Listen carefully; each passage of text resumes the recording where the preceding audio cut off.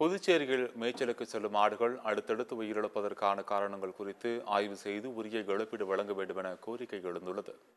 புதுச்சேரி அடுத்த Thiruvandarkoil water tank தெருவைச் சேர்ந்த மாயகிருஷ்ணன் என்பவர் பால் வியாபாரம் செய்து வருகிறார். இவரது கறவை மாடுகள் பொக்லைன் உதிரி பாகங்கள் உற்பத்தி தொழிற்சாலையின் பின்புறம் மேய்ந்து கொண்டிருந்தன.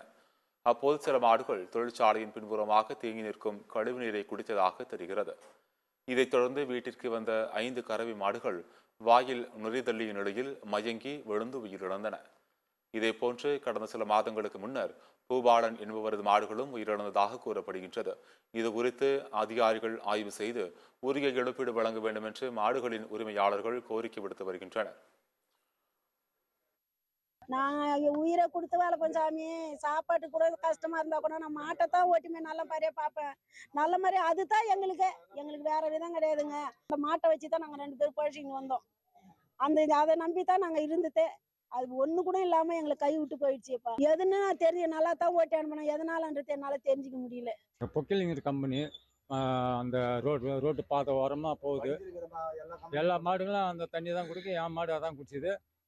எல்லாம் அந்த மாடெல்லாம் ஓரளவுக்கு பரவாயில்ல. என் மாடு தாங்க 5 மாடு இறந்து போச்சு. நான் அந்த மாட்டை கொண்டு தான் நான் பிழைக்கிறேங்க. மாடு தான் எனக்கு வாழ்க்கை. நான் நல்லா மாடு பார்க்குறேன்னு கவர்மெண்ட்டில் மிஷினெல்லாம் கொடுக்குறாங்க.